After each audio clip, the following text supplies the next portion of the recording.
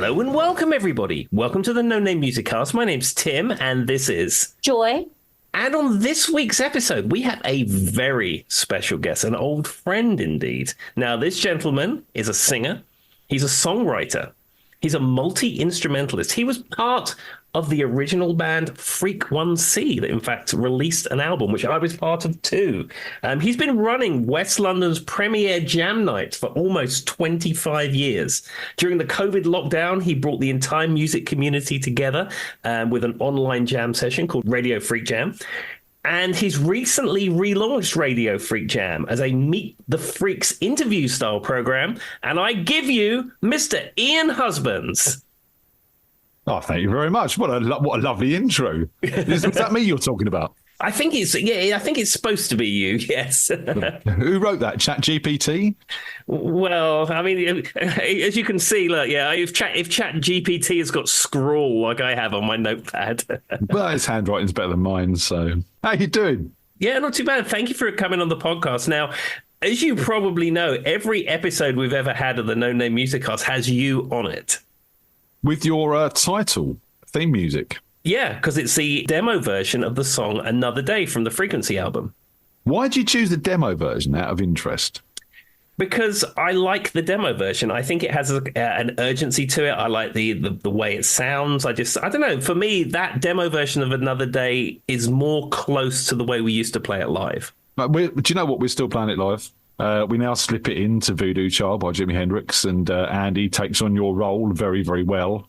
And it sort of seamlessly moves from Voodoo Child into Another Day. And so, yeah, that still gets brought out at jam nights and stuff. Well, that's fantastic. Well, I'm glad my legacy of that Another Day riff still continues to this day. Always, Tim, always. So tell me, the jam night, which I started with you almost 25 years ago, still continues, as I said in my introduction. So where is the jam night happening these days? We're currently at Mr. Bumble's. I say currently. Hopefully, we're going to be there for forever. Yep. Mr. Bumble's in Blackwater in Camberley. And I take it it's still well attended. Now, I see the videos and some of the pictures from there, but it still seems to be a very vibrant jam. You've got a lot of new people coming down. Yeah, it's jam nights are jam nights, and some weeks are good and some weeks aren't so good. You've got to expect it. Musicians are gigging Fridays and Saturdays. They're not going to be out every week. But yeah, I mean, it's a lovely community down there. I think, just like the Radio fREAKJam community was a big thing, the actual sort of live community, the people who come down the jam, it's got a lot of fantastic people, a lot of fantastic musicians of all different levels. We get from beginners to pros. And I think that's what, seeing some of these people sort of learn their chops on our stage is fantastic. Yeah, it certainly was when I used to play with you at the Fox and Pheasant and the Rising Sun. And what was that other place that we played? I can't even remember. The Olive Tree, the Swan. Yeah, Ye Old Swan. That was it. The Old Swan, yeah. That's the most British sounding name to a pub I've ever heard. Well, it's spelled OLDE, so shouldn't it be Yoldy Swan? Here's the question. Did they have carpet in all those bathrooms, Tim? Not in the lavatories, but certainly there was carpet on the floors in the pub. I've got a horrible story I could tell about that pub if you want me to. Go on then. I was doing a jam night one night and there was a guy sat at a bar and we could right by the band so you could see him. And he had a dog sat in a massive Alsatian. And suddenly there was a sort of a poo on the floor. With the carpet. On the carpet, indeed, Joy, on the carpet. And I stood watching this guy shaking his leg as more poo rolled out of the bottom of his trouser leg. And then, obviously, when questioned, he went on to blame the dog. That was the level of clientele we were playing to down there, man. It was, because you left, didn't you? Just as we were doing that jam. Yeah, I left in February 2011. I think we maybe would have played at the Old Swan for a year or less. It was very new. It was a strange old place. Yeah, and it was a little bit out the way. And I mean, we were lucky that all the people from the jam night seemed to follow us there, or for a good majority of them did. But yeah, it didn't feel home. Like the Rising Sun always felt like home. It's from there. I mean, Kev took over from you. And then from there, we went down to the Olive Tree, which was just up the road. It was the same guy, I think it was Gary, who owned the pub. He took it over there. And then we went down there and we were there for about, I don't know, a year, something like that. And he split up with his partner, his business partner, and they went. So she had the olive tree, and she was like, "Well, I'm not sure about this," and basically we put on a really big night down there, and she complained that she'd run out of beer because we had too many people in her pub. Wow. Yeah, I couldn't quite understand that. I thought that was a good thing. Do you know what I mean? Yeah. I feel like you'd keep a backstop just in case, because that should be your goal. That was the heady days of us lot drinking as well, though, Tim. Not that you really remember those, because you weren't one of them. No, give me a Diet Coke or something like that, and I'd be absolutely fine. McDonald's milkshake. There we go. Perfect. That's very Tim.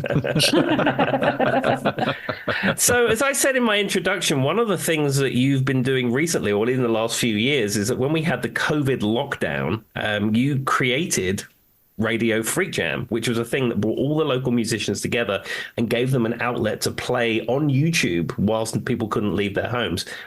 What was your main inspiration for doing that? Honestly, it was two people, Sharon and Lisa, who basically turned around to me when we've worked out that we weren't going to be playing, because we actually stopped playing the week before the official lockdowns. Philippa at the pub wasn't sure if it was a good thing to be carrying on, so she basically dipped out all the entertainment. And Sharon and Lisa said, "What am I going to do on a Thursday night, Ian? Come on, you need to find a way of doing something." So that was pretty much what kick-started it off. And then obviously people like Josh got involved. And Josh is one of our creative geniuses behind the scenes in the fREAKJam world and on the scenes as well. Mm-hmm. Saw all the joggy stuff he did over lockdown. Sort of got involved, and we managed to cobble together a few bits and pieces. And, it got more and more refined as we went on. Yeah, I mean, I think I've seen every single episode at this point. And yeah, you're right, because, at the beginning, nobody really knew how to be a guest, let alone knowing how to host it and how to run it. But, 6 months into it, it was a well-oiled machine. Yeah, and it was, and we had catchphrases, and we were doing competitions, and at one point in time we were doing 5 things a week. So we were doing we were doing a jam night on a Thursday, the open mic on a Thursday. We were doing a Saturday quiz night. We were doing a Zoom on Tuesday lunchtimes, and then we had the lunchtime live on a Wednesday, and we were doing something else as well on a Friday or something like I can't remember what it was, but it got to a point where we like 5 shows a week or 5 Zooms or quizzes or whatever, and it really was, I think it kept a lot of us afloat. We were lucky here that we weren't quite as restricted as you were, but certainly at the very beginning, we couldn't go out and play any gigs or do anything like that. I mean, where I work in the medical field, so we had to go in every day anyway, because we were doing direct IT support. The other thing for me is that I don't say I'd lost touch with a lot of people in the jam night scene, but some of the people I wouldn't keep in touch with as often. And certainly like for you, I'd speak to you occasionally, but not all the time. Then all of a sudden it's like, look, I'm back in the jam again. Yeah, and you were doing songs and you were singing, and we had all the lullabies. Bringing in a random American. Bringing in random American people wanted to sit on my guest seat and stuff like that. Yeah, it was fantastic. And it really, from that point of view, I couldn't have hoped for anything better out of the Radio fREAKJam stuff. That was it. I didn't start it to make any money. I didn't start it to be what it ended up being. I just started it to keep the jam night alive while we couldn't play in pubs. And it went on and grew into its own beast, its own thing, which, had highs and lows. And it was a family. We did spend a lot of time with each other online. And, it has highs and lows, but I think, it had its time. But now that we're back, and now that we're back down the pub, and now that I'm getting to meet new people and new faces, there's all these people who I haven't spent this time with over lockdown chatting to. Yeah. And I want to take that now, and we're bringing back the Meet the Freaks on a Monday night. Where I sit and just, chew the cud with people, have a chat, find out who they are outside of the jam night, what they do for fun, what they don't do for fun. And, anything they want to talk about, charity work. We've had Aslan on with his charity bike ride to download. I learned about archaeological fact. What is that word? The guy who's the one guy who brings on different Mr. things. Simon, yes. Yeah, I can't say that word, but that word. I learned those facts. Archaeology, yeah. I mean, this was it. It got beyond the music, which was lovely because we had Sarah Petherick on, and we talked about nursing during COVID and stuff like that. And there was all this interesting information coming from all these different directions. And I'm a bit of a hound for all that sort of stuff. I like talking to people. I like knowing other people's opinions. Mm-hmm. You know, we had the great chocolate debate. Obviously, that was a raging success for far too many months. We learned that me and Andy both hate Star Wars. Yeah. The lack of Star Wars love from certain people, that's still scarred me, Joy, to be honest. But It is what it is, man. may the force be with you. So with your relaunched Radio Freak Jam, so you said it's on a Monday night. So if our listeners wanted to tune into Radio Freak Jam, they meet the freak, what would be the best way to do it? So it's on my YouTube channel, Ian Husbands. Just find me on YouTube. And it starts at 7:30 with some pre-show music. And that's basically playing a load of music that we gathered up over lockdown, looking for more. So if anyone wants to send us some tunes to put on the playlist and extend that, that'd be brilliant. I introduced a bunch of new songs this week, didn't I, Tim? Yes, you did. About 2 songs in, I thought I knew what you was up to. Yeah. Quite scary, that, huh? So for those who haven't seen it on the Ian Husbands YouTube channel, Ian did a whole episode about AI music, and all of the pre-roll music was AI generated, and it was very scary indeed. It really, really is. I think I said on the show, one of the sort of true tests for me is how other people react to this stuff. And there was a track I played in there called Doubts, which is, lyrics pretty much I had most input on. I did use AI for a bit of it. But it's quite a sensitive sort of song about sort of imposter syndrome, that sort of style of things, which I thought was suitable for AI to be singing on a program. You're going to open up a black hole, Ian. I am. I've got things going on, but we won't talk about that now. And, I played it to Morgan, my son, and he looked at me and went, Dad, it even breathes. And you can hear this thing taking a breath in before it sings and breath on the end of its notes and stuff like that. And it's scary stuff. It is very scary. In fact, there was one of the tracks that I think it was Josh created. I think it was the one about the refrigerator stealing your thoughts. A refrigerator stealing your dreams. That was it. Yeah. That was actually a good song. It probably could do with a little bit of trimming here and there just to make it a little more. But generally, I actually played that back a few times. I really liked it. Some of the harmonies and stuff he managed to get out of it. There's some sort of real sort of Crosby, Stills and Nashville to some of it, and sort of some of that sort of yesy, sort of Asia-y sort of bands. And I mean, it's, it really is amazing what you can do with that stuff. As I said, you can go on that website, udio.com, and try it for free. 100 credits, and you can do 2 or 3 songs with that. I made it write a song about the podcast. I literally put in basic, remember, Tim? Like I put in like basic information about our podcast and asked it to give me the chords so we could play it. And it did. With Meet the Freaks, what I've done is I wanted to sort of write a little Meet the Freaks theme, but what I've done is I've written about 30. So I used ChatGPT to write the lyrics to a Meet the Freaks song, and then I put that on the first week as a full track, and everyone was going, wow, this is amazing. Who done this? Who's singing? What's this? And I was like, okay, well, I'm not going to talk about that yet. And then I sort of thought, well, I'm going to split this down to about 1.5 minute, 2-minute songs.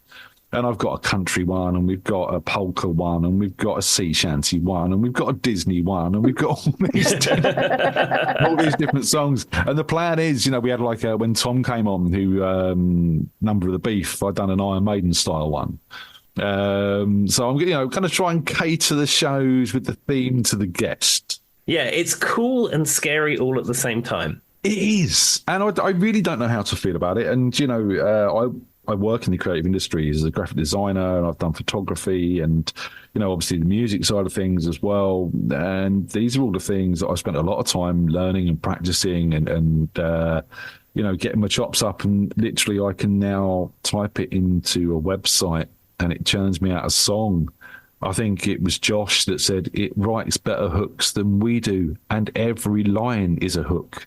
So some of these songs that it churns out, I don't know where it gets it. Obviously it's working off of information database somewhere. Someone had to implement it at some point. So, I mean. But it really, really, really is scary. And, it makes me wonder if we've actually heard any of this stuff. So Charlie has a theory. There's this Sabrina Carpenter is like a new artist. I do not know this, but Charlie swears this song that she has called Espresso that is like super popular right now. It's the one where she says, at one point she goes, "I'm working late because I'm a singer." Like that's literally the line. And Charlie swears it was written by AI. This Sabrina Carpenter I'd not heard of until a few weeks ago, no, maybe a couple of weeks ago. When my Spotify started doing some strange things, I jump in the car coming home from work and I pick up Spotify and I press play, expecting it to carry on the playlist that I was playing on the drive in. And I get Sabrina Carpenter playing. And I'm like, who the hell is Sabrina Carpenter? Why have they even related this to me if they're listening to what I'm listening to? It's nothing like this. And then I have to sort of stop the car abruptly in the middle of the road, pull over and change because I can't drive home like that. Yeah. Well, it's because AI was trying to take over and they wanted you to know who Sabrina Carpenter is. That's what Charlie's theory. His theory is that this song was written by AI. I cannot tell you guys that. I'm not confirming or endorsing that statement, but he swears it was. It's, as a tool, it's powerful. I use it at work all day. I mean, ChatGPT for lyrics is not the best, and I really have had to push it and literally restrict it from because obviously I've written a lot of these songs now, playing around with this stuff, and it keeps churning out the same old tropes about tapestries in shadows with echoes and all these kind of like really weak metaphors for how humans feel. So you kind of have to sort of give it a no list and go, right, don't say this, don't say that, don't be so bloody cliched, use more intelligent words or alternative phrases, and then eventually with a bit of pushing you can shape what it originally comes up to into something that's a bit more human sounding with a bit more emotion, a bit more pain or whatever you're looking for. And then generally what I do, how I work with all of that is I will find maybe a verse or a chorus or whatever it churns out of that song that you've evolved. And I go, right, I really like that. I can work with that. And I'll just take that one verse and then I'll start writing on top of that. And then once I've built up something more, I'll then put that back into the AI and go complete this line or complete this verse or, write another verse for this. And we'll go round in circles with that. And it's quite an interesting creative process. It's like having a co-writer sat there, but, a human that would do the same thing. And we all use Rhyme Zone or dictionaries or a thesaurus or something like that when we're writing. It's the same thing. So getting that information back from that point of view is exactly, it's just you're just doing it with an AI. I use it every day at work to finish, to look over what I've wrote, to type out things that I don't know exactly how I want to say it, or if I need to put parameters around a policy or something like that. So even though it's not creative, it is still able to think about what I'm telling it. So it's very interesting. So allegedly there's these people out there called prompt engineers now who basically that's what they sit and do is they sit and type stuff into AI all day. And, having a good prompt is essential. And this is something that I've learned from doing a lot of this with AI art, with obviously ChatGPT, obviously now with the music stuff as well. And obviously it impacts every area of my life. I've used AI art for album covers and bits and pieces like that for people because it can do some wonderful things if you know what to tell it and if you know how to evolve it and know how to remix it all. But, as a creative person, this is my job. This is what I do. And I need to keep on top of this, which is why I do actually get involved. Do I like it? Not so sure. Well, do you know what it's like? I liken it to. Do you remember when everybody started recording on computers and then you had things like auto-tune backing vocals and the fact you could record a performance and then like bring the bass drum forward and the bass note back and all that kind of stuff. And that was revolutionary when that came out. And people didn't know how to feel about that at the time because it was like, well, that's cheating, isn't it? Because, you're singing out of tune and it's now in tune and you didn't rehearse that part, but now you can just make it all come in time. And it's like a 2024 version of those set of tools. I think over time, it will probably settle itself out. I mean, yeah, sure, people are going to create AI generated songs and they're probably going to be popular and in the charts, even if the charts is a thing. But I think people's creativity is going to be their own creativity and how to use those tools.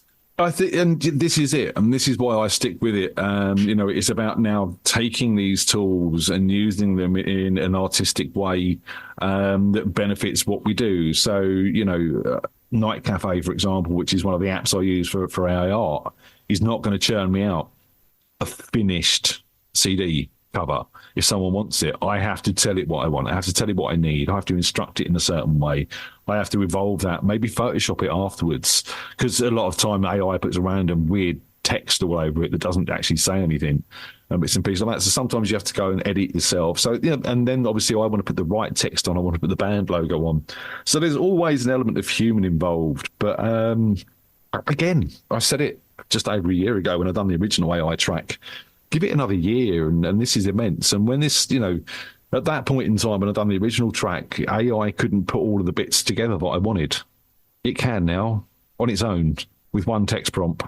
So weird. And like, I'm kind of like you and my husband, and we've embraced it, Ian. Like, I'm like, I might as well learn it, be a part of it if it's going to be part of the world. Like you said, it's kind of like, I want to stay on top of it. I think it's inevitable, isn't it, really? I mean, it's what, the technological change I have seen in my lifetime alone, 48 years of living, and look at what's happened. Look at how many music medias we've been through in that time, from vinyl through to mini discs and CDs and MP3s and streaming and cassettes, and all the bits and pieces. Just the evolution of technology has moved rapidly in the past 50 years, and it's not slowing down. So I think, keeping on top of it is the only way to survive it, really. Yeah, because someone like a creative person like yourself, a graphic designer like yourself, and a musician like yourself, you have to be on top of this stuff, because otherwise, other people who know all this stuff and you don't. Well, this is it. And, my industry, I mean, if you look now, a graphic designer and a web designer at one point in time were two very distinct areas. Now, youngsters are coming out of college and university being both. Because that is, I wasn't taught web design because we didn't have that. We barely had Macs that worked. Put a rubber band in and wind them up every day, But now, the kids are brought up on this stuff. My kids function technology better than I do, and I'm pretty good at it. And they just instinctively know how to use this stuff, and they live their lives there now more so than we do. Well, I guess we should get along to the music. Yeah, we're just rambling here, aren't we? You said it's going to take an hour. This is going to take forever. All right. We call these episodes the soundtrack of your life. So I've asked Ian to compile some songs which he considers the soundtrack to his life. We find these pretty interesting because we found out a lot of stuff about people that have been on our podcast before that we didn't previously know. So, Ian, as the soundtrack of your life, where would you like to begin? So it's Jeff Wayne's War of the Worlds, specifically Eve of the War, which was the sort of main title track to that whole musical. What can I say? It's a powerful piece of music, which I remember as a youngster listening to with my dad, sat there with a double 12-inch gatefold artwork with all the tripods and the aliens and the stories, and it was just fantastic, and it caught my imagination as a child. And it's lived with me throughout my life. At various times it's cropped up. When the DVD came out of the live show, I bought it and watched it. Fantastic. Recently, for my birthday, just a few weeks ago, we ended up at the War of the Worlds immersive experience with the kids, which absolutely amazing. The food was lovely. The staff were amazing.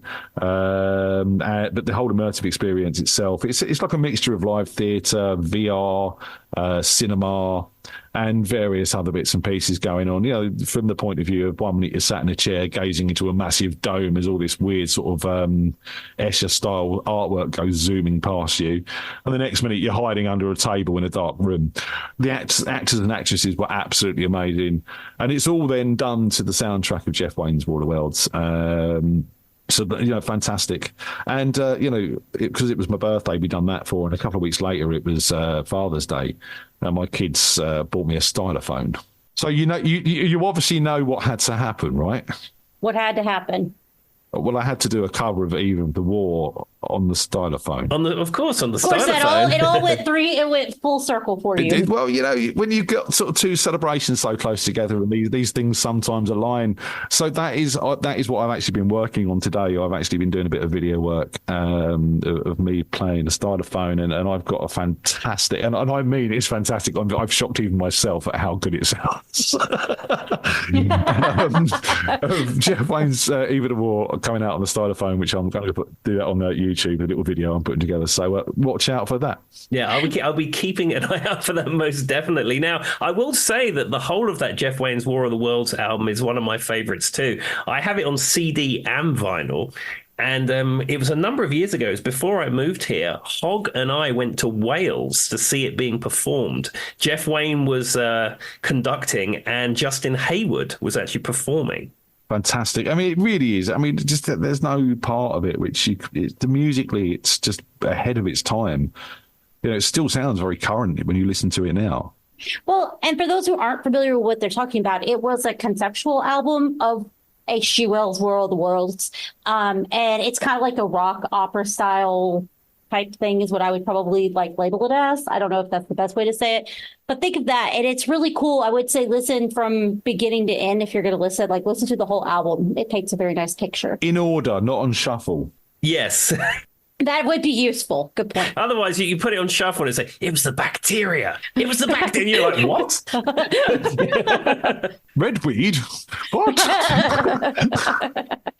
That would not be an album. So I have a horror story of, back in the day when you put a CD and your alarm clock and then it would wake you up. I learned the hard way, be very careful about what CDs you put in to wake you up in the morning. This would not be one of those that I would suggest. Oh, no, that'd be brilliant. I mean, there's a few musical things which send shivers up my spine.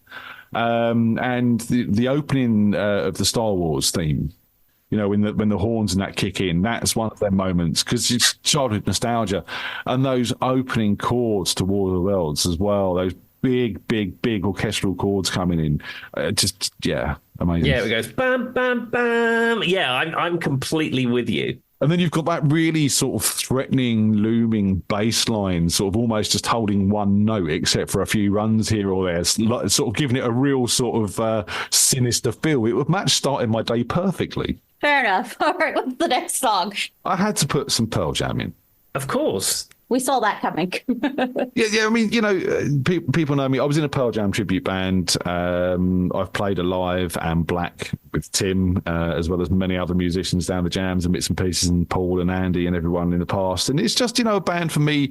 I'm not so much into their new stuff, if I'm honest. And I'm certainly not paying the amount of money they want for a ticket over here right now. So sorry, guys, but sort it out. That whole album, 10, is just, again, it's one of those albums which there's not a bad song on it. No, I mean, this came up on the podcast a little while ago. I mean, Versus is a great album, Yield is a great album, but I think 10 is your definitive article of what you want with Pearl Jam. Yeah, 10 and Versus, I totally agree with. Vitalogy went a little bit weird, but there was still some whopping great songs there, like Better Man and stuff like that. But Alive really, it was the song that kind of pulled me in. Mm-hmm.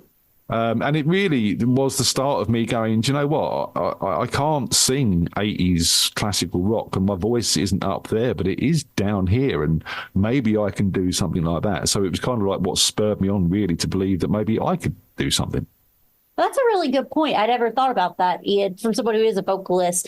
That makes sense why you would get inspiration out of that just by the way your voice sounds when you sing. It's pretty cool. Yeah, and, that massive influence. And obviously I put Soundgarden's Spoon Man on there as well, just because, one, it's a great song. Two, I saw Audio Slave and they opened with that. And I saw Soundgarden live. And, again, Soundgarden per se, just a band with songs of a time that I was really alive, really alive. We were out gigging lots and I was at college and I was, and I was really sort of learning who I was and what I was going to turn into, which I'm sorry to everyone. But, so, the Pearl Jam and Soundgarden, they really do go hand in hand with this story. I was just a massive grunge head. I loved it. And it really was what got me into doing what I do these days.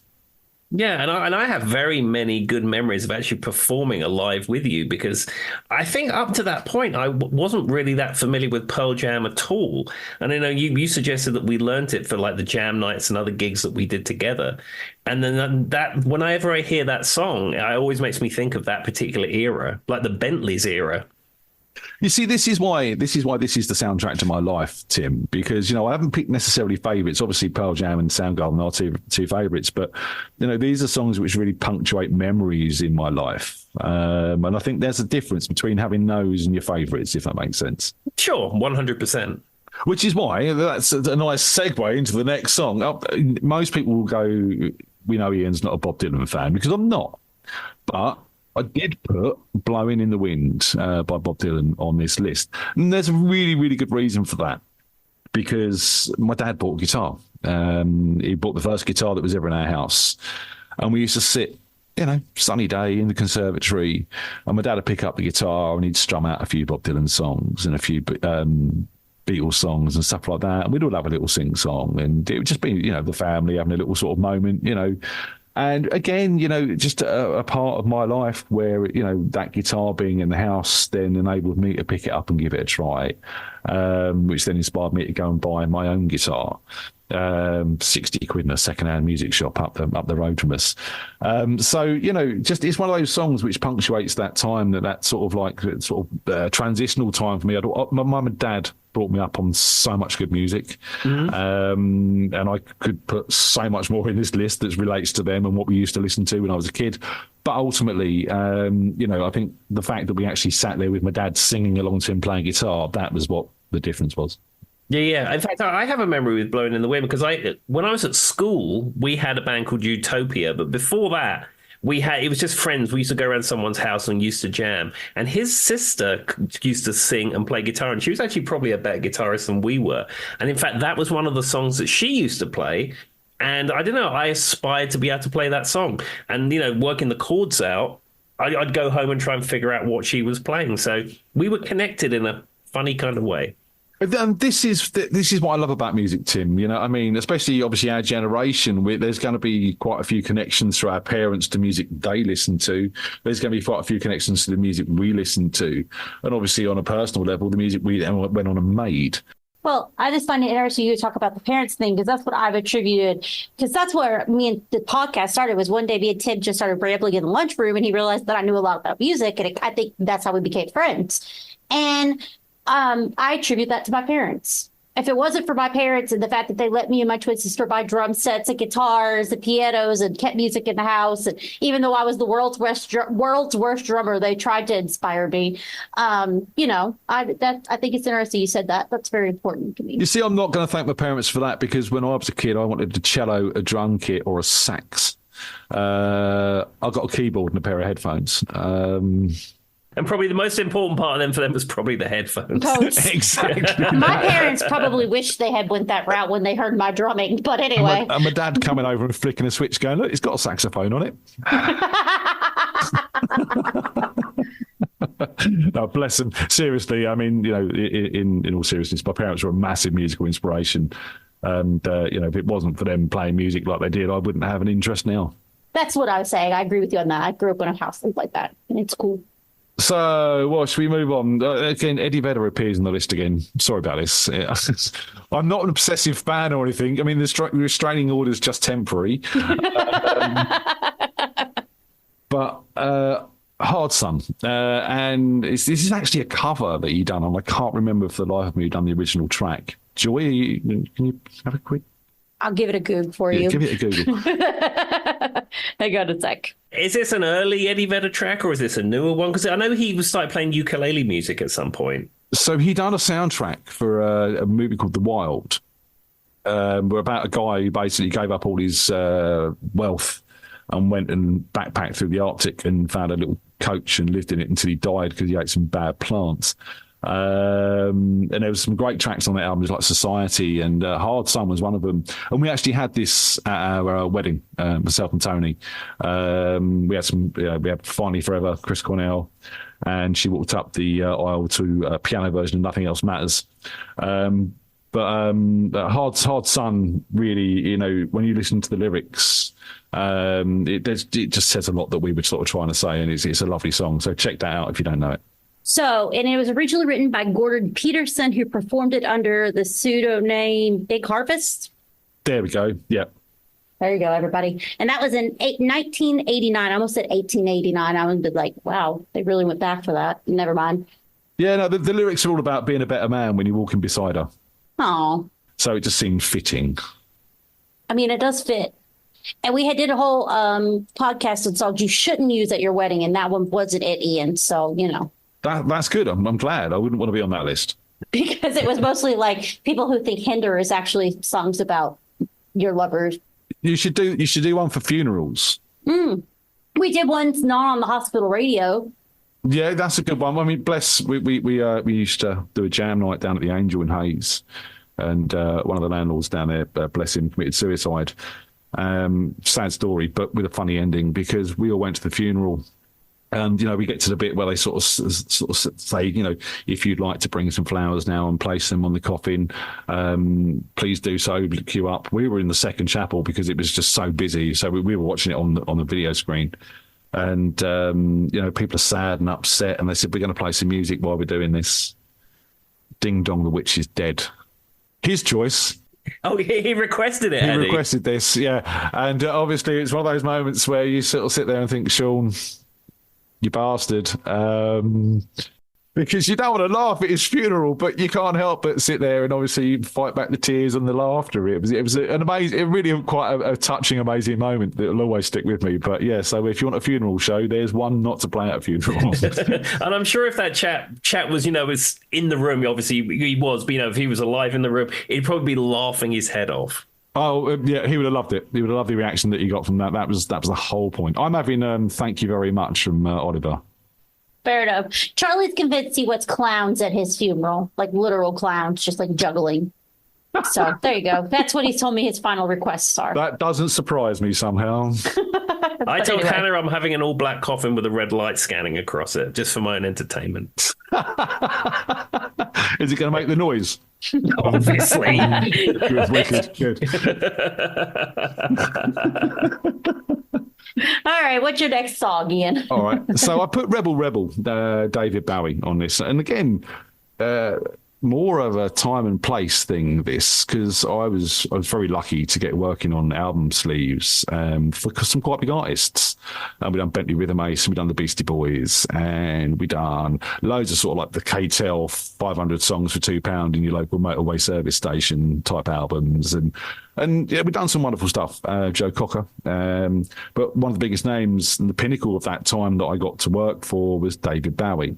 And I sat with his mate Kevin Costner for about 3 months, redigitizing and remastering all the packaging on 10 of his albums. Oh yeah, you told me about that once. I remember it came up and you had said you'd worked on some of their albums, but I didn't know to what extent. It was wonderful. I mean, we were handling never seen before photos by the public. So you know the cover of Ziggy Stardust, yeah? Yeah. So it's like the painted black and white picture, basically. So if you look in the remastered version, inside there somewhere, there's a sort of more close-up shot of that I recolored to look exactly like the original. And bits and pieces like that. So, yeah, it was quite a lot of extensive work done on that. And through that, I got to go and walk around Abbey Road Studios. And I got to meet Nick Ronson, Mick Ronson's son. And the reason I chose Rebel is because we actually ended up recording a Rebel 2000 with Nick Ronson, Mick Ronson's son, on guitar. Wow, yeah, I think I've heard that. I think I may have a copy of that you've given me at some point. It's got a real dance floor vibe. We put a foot to the floor kick in it, and gave it a load of energy. And it was Jim Taylor playing the bass on it. Mm-hmm. So there's a bit of slap bass going on there and bits and pieces. And it was a lot of fun to do. We had plans for it, but those plans never came to fruition. Well, there we are. So sometimes in the wacky world of rock and roll, it doesn't quite always work out the way that you hoped. But at the same time, you got the great experience and you got to work with him. This is it. It's that sort of time in my life doing all the CD sleeves and stuff. Like I got to go and party with the Beastie Boys. Not party with the Beastie Boys. That's a bit too much. But I got to go and party at a Beastie Boys after show with one of the Beastie Boys DJing. So what you're saying is you are a member of the Beastie Boys by association, and everyone should understand that, correct? No, I wouldn't go that far. I mean, I'm not like the fifth Beastie Boy or anything like that. It's not. We're not quite that closely affiliated. But I did get to do a load of work on their albums, Hello Nasty, and at the Anthology and bits and pieces like that. So all the UK release stuff that was over here, I put together basically. So if I was to buy a UK issue of the David Bowie or the Beastie Boys stuff, I've bought a reissue CD at this point, it would be your artwork that still prevails? So I think, we done Rebel in 2000. So if you bought the remaster, repackage from 2000, that would be a lot of my work. And it unfortunately doesn't carry my name. It carries the Design League, which is the company I was working for. They wouldn't let me put my name on it, even though I devoted my heart and soul and blood, sweat and tears to that person. But, Mr. Nelson, that's what we used to send packages to hotels when he wanted to see stuff, because again, this was preceding emailing all large files and stuff like that. We actually physically put stuff in envelopes and put it in the post. Yeah, so that was about 2000. Well, there we go. As you know, I'm an avid CD collector, so maybe I need to find a copy of that, the UK 2000 reissue, just so I have an Ian Husbands in my collection. Yeah, that'd be wicked. You might have another one as well. But they only done 10 albums. They took the two Tin Machine albums and put them into one because apparently they were really awful. I know that when Bowie was in Tin Machine, he played at the Hammersmith Odeon, and for people who are outside the UK, I mean, it's 2,000 people, something like that, 2,500 people, Hammersmith Odeon. It's not a super big venue, and they couldn't even fill it. And it's like, this is David Bowie, and you haven't even sold out the Hammersmith Odeon. But he's not going to sell it out now, though, is he? No, he might struggle with that now, just a little bit. I mean, depends on what his casket looks like, I guess. I don't know. Back on the death again, aren't we? What songs have been played? No, anyway. So the next one, it's more of a personal thing than anything else. It's Apes, Pigs and Spacemen with a song called Monster, which has got a lot of connotations. Firstly, it's by my very good friend, Paul Miro, who wasn't my very good friend when he was in the Apes, Pigs and Spacemen. They were a signed band to Music for Nations, got bought out by Sony. They had 2 albums out. This is around the grunge era, so they were kind of the closest we had to like British grunge, or one of the closest bands to British grunge. And I just kind of heard their first album, Transfusion, and fell in love with it. And then they released the second album, Snapshot, and it had got a bit more acoustic and a little bit more just it resonated a bit more with me. So Monster's a song off of that. I chose Monster because when Morgan was a kid, we used to call him Monster. So whenever that came on the car, we used to sing that to him as well. Mm-hmm. To be clear, that's Ian's son. And if somebody's wondering like who Morgan is. my 6'5" giant of a son, he towers above me now. He's got hair longer than mine. He's more attractive than me. He plays a lot of instruments too. He seems pretty talented too, Ian. Yeah, he can play the guitar quite well. He can he plays the uke. He's got a great voice. He's just currently done his GCSEs, and now he's moving into Performing Arts College. He had a song out, I remember. I mean, I think he's had a number of songs out now, but that very first song that he released during the Radio FREAKJam era, I can't remember the name of it, but it's such a good song. That's it, Upstream. That's the one. Yep. That's a little project we've done here, and again, he's got a lot going on. Recently, I've just done a photo shoot with him because he's signing up to a lot of like extras agencies and stuff like that to try and get some work over the summer holidays.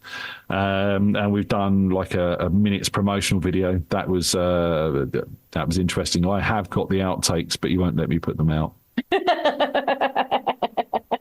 Well, you should know as a creative, that some stuff is best left on the cutting room floor. Until he's 18, and then we'll put a big screen up. And it's all free game. At his 18th birthday party, there will be a massive screen up. The next episode of the FREAKJam will be dedicated to it. Yeah. Shots of him sat in pools as a kid and, all that sort of stuff, just to embarrass him. Fantastic. Got it all. In the digital era, it's fantastic because you can keep track of that stuff quite easily. So, and if you're Tim, you keep it in alphabetical Excel order. Indeed, yeah. So, should we move on to the next song? Sure. So I chose Splendid Isolation, Little Angels. Again, lots of connotations for this track. Little Angels were a band that I got into when I was at art college, doing the graphic design. The girlfriend that I was seeing at the time, my first proper girlfriend at the time, Kerry, she was into Little Angels, and we kind of shared that love, and that's kind of what got us together. Again, music, you know. And obviously then lockdown hit, and you know, one of the first songs that came to my mind was that we were all in Splendid Isolation. So we obviously got together and rallied the troops, and we done an online version of Splendid Isolation, which even got an introduction from Toby Jepson, the lead singer of Little Angels, on YouTube. So yeah, it's memories, man. I hadn't heard this song prior to getting involved in the Radio Freak Jam cover of it.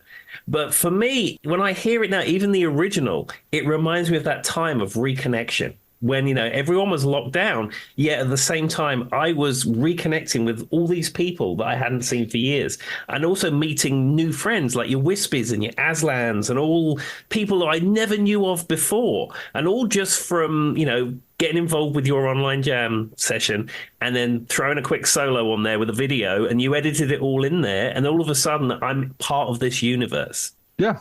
And, you know, it's... I do love the online collaboration. They're a lot of fun to do, a lot of hard work, but you know, the results show. And the thing I love about Splendid Isolation is that it's really got that, especially that end section where it's just a jam. Yeah. And it suits us just fantastically just to sort of sit there and let you guys jam over that track. And we obviously had Jim on the bass and all the different people that appeared on that track. Nick Andrew obviously playing the other lead guitar tracks, and Josh and Rob and Tony. And I'm going to stop because I'm going to forget someone. You'll never hear the end of it. That one person who doesn't get mixed. But, you know, again, just everyone coming together in these moments and doing these things, and the results coming out as being as good as they did, and obviously get a bit of endorsement by the original artist for it. It's, you know, it makes it all worth it. It does, and I think it is a very strong track anyway, but I think the Radio Freak Jam version, I would say, is better than the original, and I would say that even if I wasn't playing guitar on it. I really think it is a good track, especially when you have someone like, you know, Tony singing on it. Amazing singer, Tony. And then you've got like the virtuoso guitarist Nick Andrew on there. How could it not be better than the original? This is it. And we were sat here the other day, and Video Killed the Radio Star came on, and a little voice popped up behind me with my lovely wife, Tony, going, our version was better. I love it. I think on one of your Radio Freak Jams the other week, you had that on your pre-roll music, and I hadn't listened to it for a year or more, I suppose. And yeah, I think, again, that is a good version. I heard it on the episode. It was good. That was a lot of fun. And again, you know, all these little things, you know, we've got so many memories across that time, firing back up the Radio Freak Jam set up on the laptop here, and sort of accessing all the playlists and stuff again. It's just like, you know, just bands like Crash Transit that I haven't heard in a while, and bits and pieces like that coming back at me and going, oh, that's just, you know, it was horrible. It really was. We were sort of under the cosh. There was this horrible bug floating around that was going to kill everyone, or so we thought at the time. But here we were, drinking, making music, chatting, building relationships, and really enforcing, you know, a community which carried on to build into the days of being released. And you guys, for those who don't know, I randomly got invited to, I think it was Saturday Night Trivia. And I remember because Tomo was the host. That was the first thing that I got invited to related to the Freak Jam. No clue who any of these people were. Tim just goes, you should do this, Joy. And I showed up one day. Now there's multiple people. Phil, Sarah, Saz, Jobo, that still talk to me, like just randomly. Like we talk on Facebook. Like they call. I've literally had multiple conversations on the phone with them. Didn't know them from Adam, and I'm just a random person sitting in America. So it really did transcend and make a lot of good relationships. I think, Ian. I still, like Sarah and Phil are still convinced that I have to come sleep on their couch in the next year. I'm sure if you ever get over it, Joy, you'll be looked after. That's the plan. That wasn't. I don't mean you're going to be dealt with. That sounded a bit gangster. No, but it was no. But what I was getting at though is I made a lot of friends that I've never seen any of these people. I mean, Tim did have a little bit of advantage because he knew a lot of the original members, and obviously Tim knew Ian. But like for me, I just showed up one day and they all welcomed me with open arms, I guess. Very nice people. They really are a lovely crowd. I can't say it anymore. And again, I don't want to get into names because I will forget someone and upset someone. I don't want to upset anyone. Oh yeah, if I forgot somebody who still talks to me, don't take it so personal. hard, isn't it? It's so hard. We did. We built a wonderful community, and we had some really good people there. And it did have positive benefits. People were literally turning up on people's doorsteps when they couldn't get out because they were COVID ridden with help and stuff, or just to show you their cat, or the random stuff that happened. And we really did sort of build a community which supported each other, not just physically but mentally as well. So if you want to come to Ian's show on Monday, segue, you get to meet some of these people we just talked about. This is it. Or a Thursday. Come down the jam on a Thursday if you're in Camberley. All right, so the next track is Extreme. And I didn't go for any of the obvious. I went for Warheads, which was one of the title tracks off the second album. Well, it's the third album, isn't it? 3 Sides to Every Story. Because when I was 16, that came out. When I was 16, I went to see them at Wembley. It was my first proper big live gig. I'd seen stuff at theatres and stuff like that, but obviously not to that level. And Tim will be happy. Brian May turn up and play some guitar with them. They opened with Warheads. I know Aslan was at the same gig, and I think we've established a couple of other jammers were at the same gig really? as well. Yeah. And, again, what a wonderful way to start your gigging career. Yeah, I mean, I saw Extreme 6 months ago, maybe. It's beginning of the year, about 6 months ago, beginning of the year. I don't think they played Warheads, but that band, even still, is so good. Their musicianship and their vocal harmonies, goodness me, it shouldn't be that good. Oh, my favourite part was because we saw them as well a couple of months before you did. I went up there with Andy and Aslan and Wispy and Diane and Dell. And we, Living Colour, Jesus, they were awful. Just saying, no offense, Living Colour, but you were awful. Is that open for when they were here, Tim? Right? Wasn't it Living Colour? At the Roanoke Civic Centre, it's exactly the same opening act. And I mean, cult personality and the Love Rears Its Ugly Head and the hits, they were fine. The problem was it was in the Roanoke Civic Centre Performing Arts Centre, which is like 2,000, 3,000 seats or something like that. And where I was standing was more on Nuno's side, because we was about 5 or 6 rows from the front on Nuno's side. And when I booked the tickets, I deliberately wanted that to see Nuno. But when Living Colour were performing, Vernon Reid is on the other side, and he had 2 half stacks that was set on 20 and about 11. So there was no guitar in the front of house. And because he was using 4x12 cabinets, they beam. So on my side of the stage, I couldn't even hear Vernon Reid. Yeah, no, just no. Sorry, Love Rears Its Ugly Head. I'll give you that. Good song. But no, did they do the weird rap thing? One of them was in NWA or one of the rap bands. On that song, they were playing like drum loops and backing track things, and they were playing along with it. It was weird. Oh, I'm sure was it NWA? It was one of the big rap bands, early rap bands that sort of were out there. Was it Public Enemy? Public Enemy makes more sense. Maybe Public Enemy. One of them, I can't remember. He did announce it on the stage. I wasn't really listening, if I'm honest. But yeah, they've done the whole sort of medley of these songs. It was. Anyway, so one of my favourite parts about that gig was when Nuno got the acoustic guitar out. I think it was to do Wholehearted, and someone bought a chair, and they put a chair down. He went, so when you reach my age in your 50s, he says, a chair is better than an orgasm. Fair enough. And he didn't reuse that joke when I saw him in Roanoke. So he's got lines wherever he goes. Fair play, man. That man can play guitar. There's no other way of putting it. He really, really can. And Gary Sharon still holds his own. I did feel that he has lost it a little bit with age, but he's still fantastic. And he runs all over the stage. He's in such good shape. I mean, he must be in his 60s, I suppose, but he's in amazing shape. He looks great, and he's running around like you wouldn't believe. Yeah, no, totally. Fair play to him. Do you know what I mean? I don't think I'll be doing that at their age. I'm honest. I'll be sat on a sofa enjoying my life. Thank you very much. Though I will ask one question. What's the deal with the glasses he has, which has like a taped X on it? I thought he might have had a sty or something. I don't think he wore them when we saw him. Maybe he has. Maybe you really did have a sty, Tim. No, I think it's some kind of artistic choice. The first 2 or 3 songs, he wears these sunglasses, and it has an X on one eye. But rather a sty in his eye than a hole in his heart. There we are. What a man with words. So, to answer your question, it was Douglas Wimbish, who is the bass player, and he was in the Sugar Hill Gang. Sugar Hill Gang, right there. I That knew it makes was one of more them. sense. I I knew it was was one like, of them. NWA. NWA, Public Enemy, Sugar Hill Gang. You know, I wasn't. I do like a bit of rap, but I wasn't heavily into that scene, if I'm honest. I know. It just threw me for a loop because I was like, that seems very unlikely. But anyway, But saying that I was into a bit of rap leads me nicely into the next track. there you go. Rage Against the Machine. And I'm going to go with Bomb Track rather than Killing with the Name of.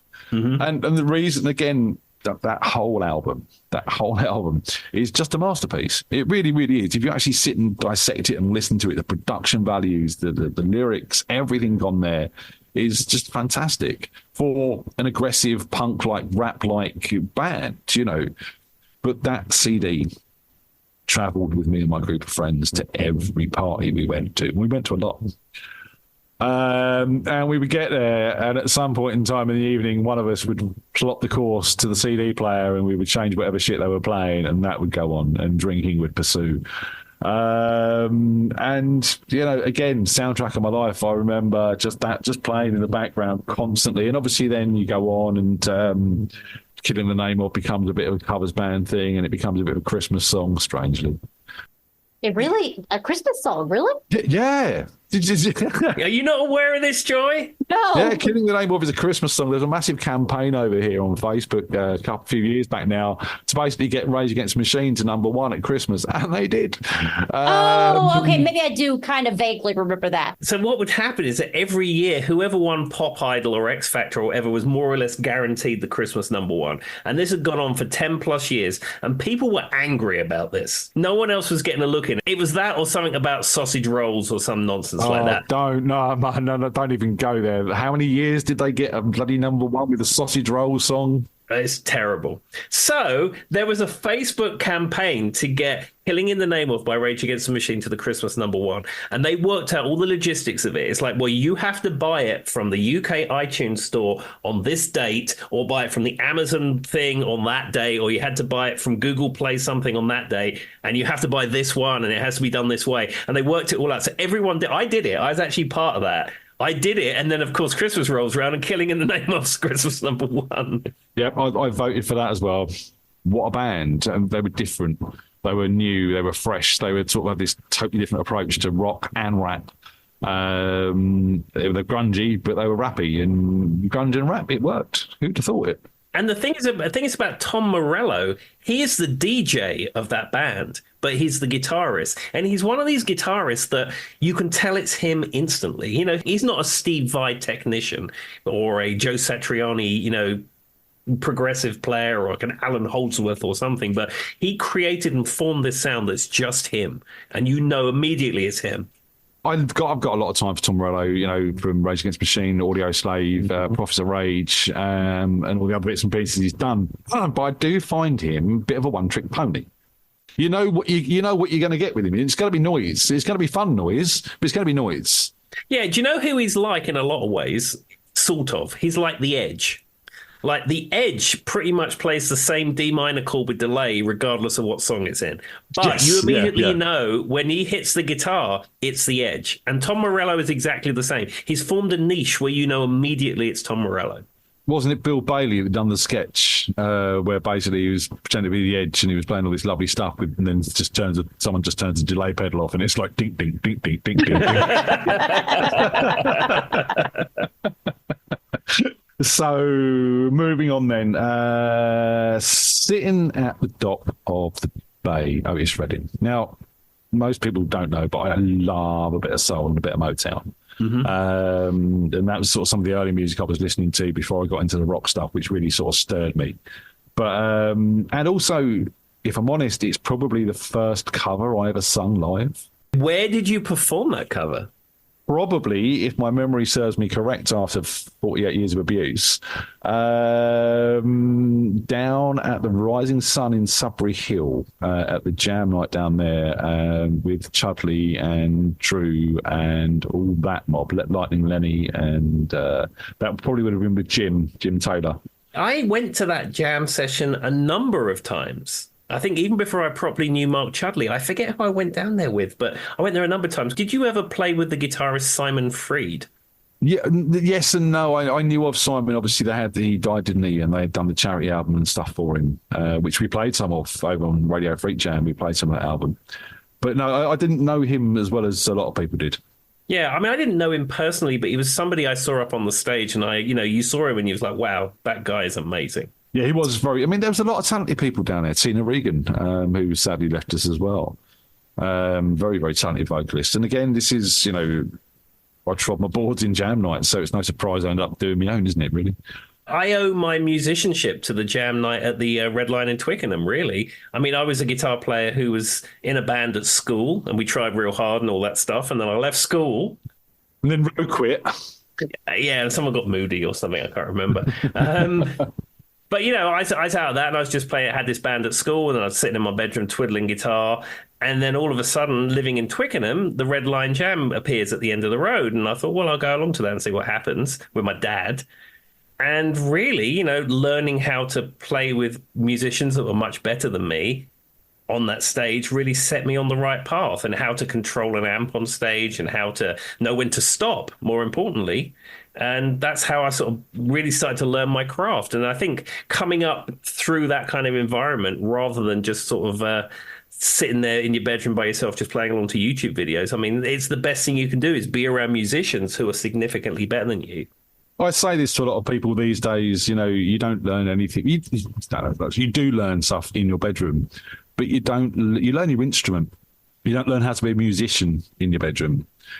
It's kind of like when I tell people who, I hate to say this, but people who kind of grew up during I hire people for a living, right? So people who grew up during COVID learn things that I'm always like, yeah, you might have learned things, but there's when you take a job, you don't know how to be an employee until you've had a job. Does that make sense, Ian? That's how you learn things at work that you don't learn in front of a computer or just studying. There's just almost like common sense things in some ways. It's the same. It's the same as driving. Yeah. If you drive, you pass your test, then you learn to drive. Because driving unassisted on your own, all you're doing during that test is learning how to control that car in an orderly function and understand what's going on around it as you're traveling. But that doesn't allow you for the person in front of you braking hard, or the accident up the road, or someone stepping out in front of your car, cutting in front of you. That is where you learn to drive, and that's a totally new ballgame. And I think that's the same for a lot of things. You don't actually really start learning until you're living it. Yeah, it's so interesting. But back to the song. I was going to say this, but I wanted you guys to talk about that because I know how much you guys enjoyed that.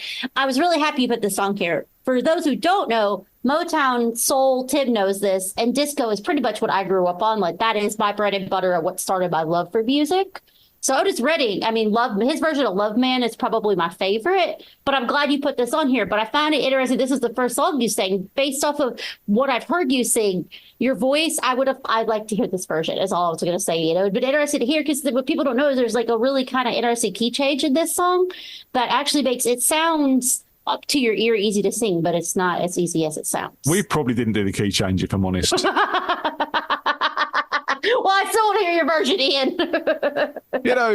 This was Jim I was working with. He liked things to be easy, so we probably just kept it on a level, and it sounded great. It was fun to do. And you can modulate however you want. I was just going to say, it's not as easy to sing as you think. No one noticed.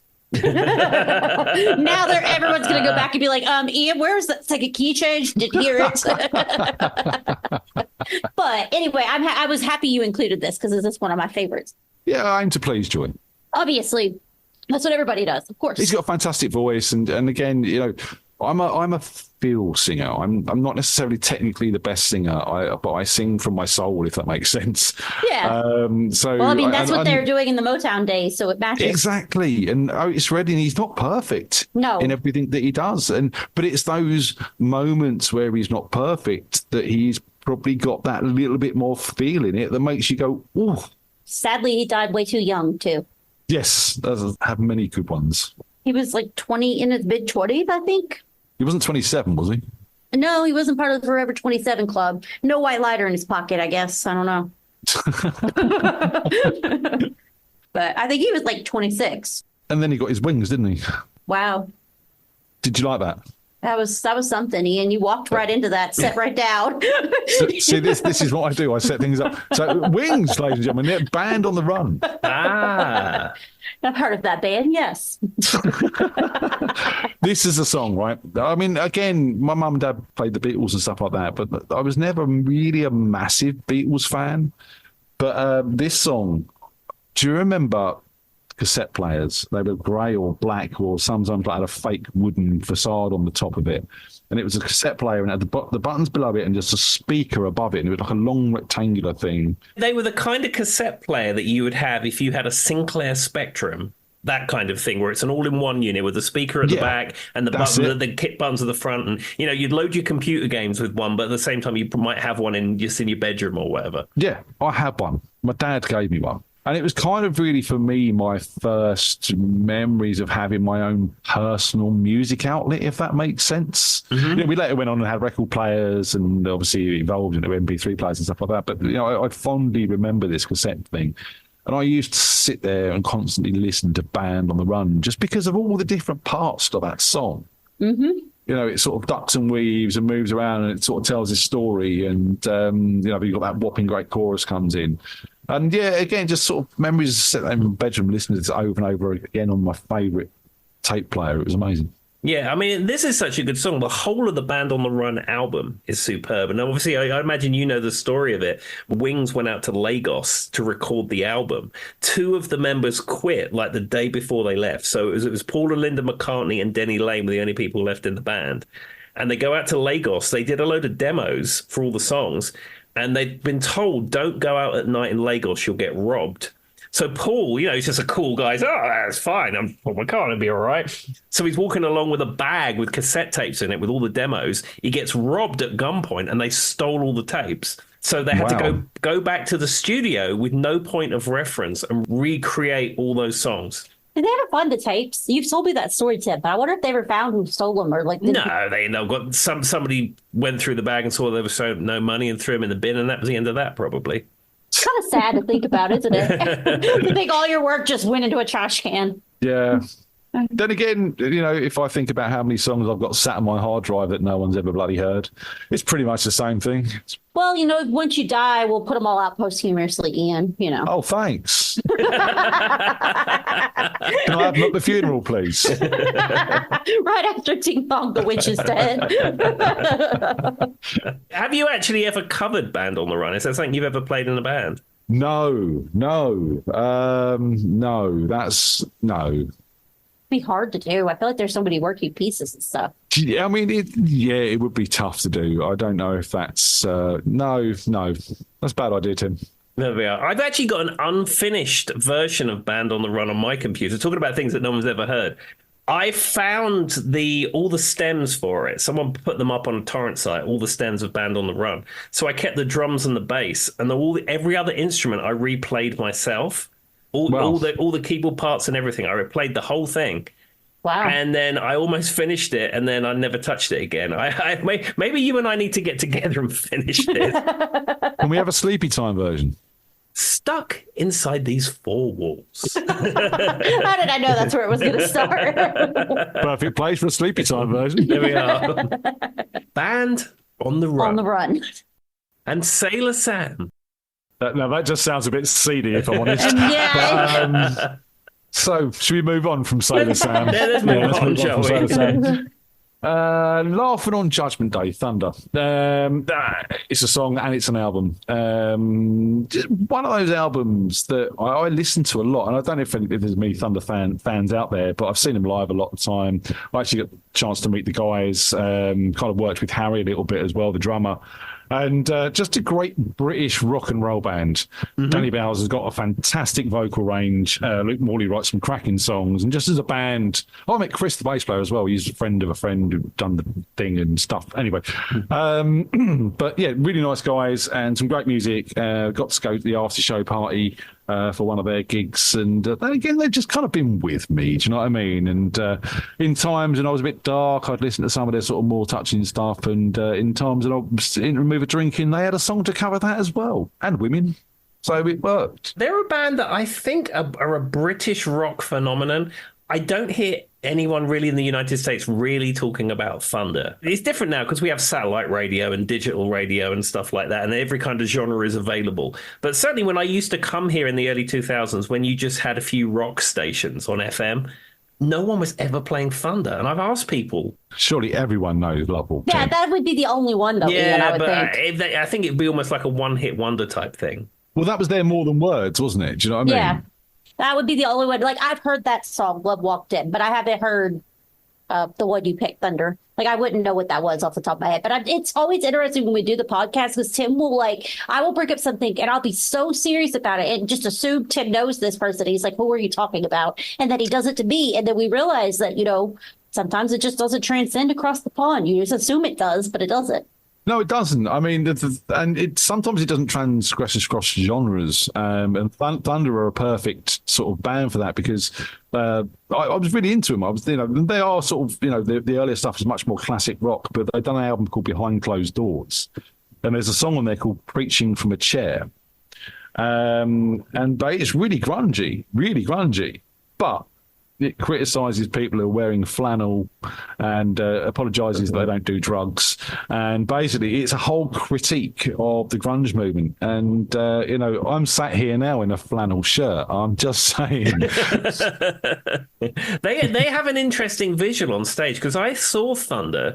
They were supporting Bon Jovi at Wembley Stadium. And I think it was Ugly Kid. Yeah, you was there too. Was you there I think it was the Sunday when it was only half full? The Crown of Thorns was supporting as well. Was it Ugly Kid Joe as well? Yeah, Ugly Kid Joe, Thunder, Van Halen, and then Bon Jovi. Maybe Crown of Thorns was a different gig. Yeah. I can't remember if I was there on Saturday or Sunday, but yeah, I was there for that. Because the two guitar players, one's left-handed and one's right-handed. So when they come to the front of the stage and they play Thin Lizzy style twin guitar stuff, it's kind of cool because their instruments are facing off in different directions. But gives it some symmetry. Exactly, it's perfect. And they both play Les Pauls as well, so everything is perfect. Are they the same color? It's hard, Tim. You remember that, but not that. Yeah, Luke Morley is the main songwriter, him and Danny Bowers, but Luke Morley writes a cracking chorus, he really, really does, and Danny delivers it very, very well. So, yeah, cracking band overall. So I've got two more songs left. I'm going to go first off with Brothers in Arms by Dire Straits. Mm-hmm. And again, when I say Brothers in Arms, I do mean the track, but I also mean the album. Because I remember distinctly my dad buying this and playing it a lot. And what a cracking album. Again, this would be in my top 10 of albums. Because, again, the production is fantastic. And that took me on a trip. And I think I have every Dire Straits album on CD sitting here. And I don't know if it's a guilty pleasure. It shouldn't be a guilty pleasure because they're a cracking band. But I will say Dire Straits is one of those bands that I have very distinct memories of because for some reason, every male of my life that wanted to learn to play the guitar was obsessed with this album, Ian specifically. And this would be the one that go nonstop. This and that Sweet Home Alabama song, which I refuse to speak of. But so many hit songs on this album. Yeah. On that whole album. Do you know what I mean? It was early MTV, made them. They were one of the first bands that was played on MTV, too, I think was a big fact. But, overall, Dire Straits have been a massive part of the soundtrack of my life. And as I said, albums like Telegraph Road, you really, really can't go wrong. Stuff like Private Investigations, what a cracking song. And then you go the opposite end of the scale with stuff like Twisting by the Pool, which is not as epic. It's just a sort of good time, fun song. Do you know what I mean? And they just deliver every time. I saw Mark Knopfler live with the Beverly Hillbillies. I think the Notting Hillbillies. Notting Hillbillies. Notting Hillbillies, yeah. I got a chance to sort of say a quick hello to him afterwards. He seemed like a lovely guy. And, even with the Notting Hillbillies, what a fantastic band. It's interesting. So you're saying that album is so important to you. I mean, that takes me way back because my dad used to work in a TV shop. And I've probably mentioned this to you before, but we had the second CD player in the UK. The first one went to Harrods and the second one went to Templeton TV in Hounslow. Nice. There wasn't many CDs available at the time. There was a couple of Philips demo discs that came with it, but the first album that was really designed for the CD format was Brothers in Arms. So all the shops got a copy of Brothers in Arms with that. And that was, of course, copied off onto a cassette. And I remember being out on a Sunday morning buying the newspapers, my dad playing Brothers in Arms in his Morris Marina, driving around in Hounslow. And I don't know, when you say that's an important track for you, I mean, that whole album is an important album for me. So we can all agree. And you, Joy, you with us? Yeah, that's what I was saying. Like every Dire Straits song just resonates with me because there's just a time in my life where I swear every person I knew was trying to learn them on the guitar. Yeah, just fab. Martin Knopfler, an absolute god. From one god to another. No, that's really wrong. That was a bad link, really bad link. That felt like a really weird John Lennon. I'm more famous than Jesus moment, Ian. I kid, but you know, the next song is Sound of Thunder by Frequency, and this for me is really, I don't know how to describe this song. I wrote this in my girlfriend's flat on a 4-track cassette, like 4-track Fostec studio thing, portable studio. Sat in her flat and it was pissing down with rain outside. And this kind of came out of nowhere. And I was very fresh at songwriting then. I'd written a few bits and pieces with other people. But this was the first thing that sort of came fully from me. I put it to the band and everyone went, yeah, we'll play this. And we played it. And it demoed it. And I demoed it again. And I demoed it again and again and again. And it's stuck with me. I wrote this when I was 21 years old. I'm now 48 years old, so 27 years old this song, and we still play it at jam nights and people still sing along. And if people hear it, you know, I still have people come up to me at gigs sometimes telling me the memories this holds for them. You know, this is one of the few songs we played this when it was ultra high frequency. We played this at Trinity in Harrow. Pretty much didn't sing. It was a small venue. It held probably about 50, 60 people at best. Mm-hmm. The half the band were on the stage, half the band were on the floor because the stage was so small. But I stood on the stage with the drummer and I've probably done the first verse and then everyone else just sung the song back to me. John Jagger turned up down at the Fox and Pheasant with a band one week. And they'd learnt this and they played this. I remember that. I remember when he came down and did that. I think he didn't have a copy of it so he could learn it because he wanted to make it a big surprise. Yeah, you know, Wispy covered it over lockdown and still throws a section of it in Every Rose Have Its Thorn, which I normally do the other way around. But, you know, you know, it's just been one of those songs which has carried on, and it's lovely. Yeah, I'm not fed up of it. It's not one of those songs that you go, oh, not that one again. It's just become one of those songs which kind of it's always there, and it's kind of like a bit of a comfort blanket. You know, knowing that I've written that, and if I die and no one really remembers me. Why do we keep talking about death on this podcast tonight? Because honestly, Joy, right? My music for me is my legacy. I haven't got any money. I haven't got things. I'm not a things type of person. But, you know, what I have left, hopefully, somewhere down the line is these podcasts, these chats, the music that we've made, the Radio FREAKJam, the silly little videos that I do. Something that somewheres might hold some memories for someone or something, and I can be a part of that. I mean, that really does kind of summarize the soundtrack of your life. Yeah, and I think it's, you know, music is such an important thing, and we should be teaching children from a young age. There's all this talk about, you know, defunding the arts and stuff in schools, and I strongly disagree. You know, children who are brought up with music are better people, and I don't mean that in a rude way. I don't mean that in an arrogant way. But, you know, it's been scientifically proven that children that have been brought up on music, their brain synapses form in different ways and develop different strengths and bits and pieces like that. Better than teaching them maths. Because music is maths, but it's also tone. It's also melody. It's also harmony. There's so much involved. It's using both sides of your brain at the same time to develop music. Exactly. And also creating the sense of community as well. Yeah, you can create music yourself on your computer at home, but more often than not, whether you play in an orchestra or a band or whatever, you're going to do it with other people and you're going to learn to work with other people. Exactly. And this is, to bring this conversation full circle, this is where the jam nights really do win out. This is where Radio Freak Jam really was a thing, because what we like to do is give people an outlet for that, to express themselves in that way.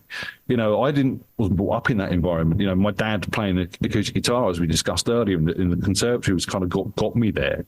But the fact that we've had kids come down and play on a stage with a band that are capable, and then be able to walk away feeling confident in what they've done, I think that's a wonderful thing. Giving back. I had a bit of help on the way up in music with people.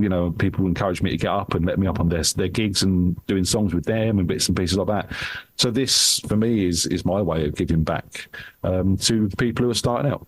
I love that. I mean, my minor in college was musical theater, so I mean that's what I was.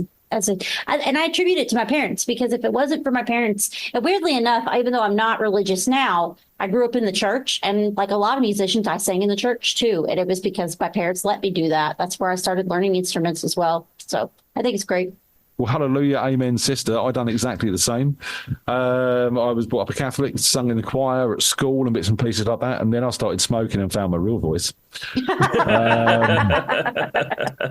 Kind of put the religion aside a little bit. But, again, it does. Music is one of the oldest, most ancient things, part of our culture which transcends time, really. We don't really know, when we were making music. We've got early flutes. They could have been banging rocks together to make rhythms. And it was all part of communication, and it's been a massive, massive thread in our history. And sometimes you need to pull that thread a little bit to sort of make some more music and do what we do. And it's, it should bind us all. I think that's where we leave it, Tim. Absolutely. Well, before we go, if you could just tell everybody where they can watch Radio Freak Jam and Meet the Freaks. To Meet the Freaks, if you join the Facebook group, Freak Jam Band, I think it is on Facebook, or just search Freak Jam Band, you'll find us. I put posts out in there about the shows when we go in live and bits and pieces like that. It's on my YouTube channel, Ian Husbands. Just search for YouTube for Ian Husbands and you'll find me. And there's all the Radio Freak Jam stuff up there that we've done over lockdown, as well as some weird and wonderful videos that I've created over my life, which some might please, some might not. And yeah, so go check that out as well. I'm also on Twitter and Instagram, but I don't, just social media, man. The social medias. Well, I mean, we could put the link, Tim, in the show notes of the Facebook page. Yeah. We'll put it in the show notes, absolutely. Awesome. And thanks for having me, guys. It's been a pleasure to sit down and have a chat with you. Well, thank you. I appreciate it. Well, I enjoyed it. Do you want to leave them with anything, Ian? Make music. Get your kids to make music. Just let music into your life. There you go. Thank you very much. See you later. Bye. Bye-bye. To find me out another day to